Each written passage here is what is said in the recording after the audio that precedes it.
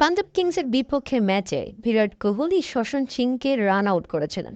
এবার সেই রান আউটের একটি ভিডিও, যেটা কিনা দর্শক ক্যামেরায় রেকর্ড হয়েছিল গ্যালারি থেকে, সেই দুর্ধর্ষ বললে ভুল হবে, একেবারে পাগলামি রান আউটের ভিডিওটি ইতিমধ্যে সামাজিক যোগাযোগ মাধ্যমে ব্যাপকভাবে ভাইরাল এবং দর্শকদের মনে আলাদাভাবে জায়গা করে নিয়েছে এই ভিডিওটি।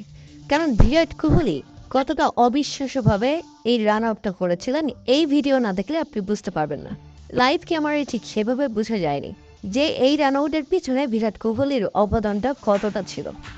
আপনারা যদি একটু ভালো করে লক্ষ্য করেন, বিরাট কোহলি ছিল বাউন্ডারি লাইনের ঠিক কাছে, আর বিরাট কোহলি বাউন্ডারি থেকে দৌড়ে গিয়ে মিডফিল্ডে গিয়ে বল লুফে নিয়ে ড্রাইভ দিয়ে রান আউট করেছেন, যা ছিল একেবারেই অকল্পনীয়।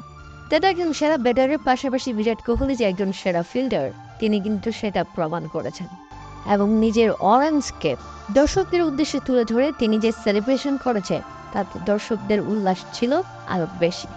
দর্শক, বিরাট কোহলির এই রান আউট আপনাদের কাছে কেমন লেগেছে তা অবশ্যই আমাদের কমেন্ট করে জানাবেন, যে একটা রান আউট বদলে দিয়েছিল ম্যাচের রূপ।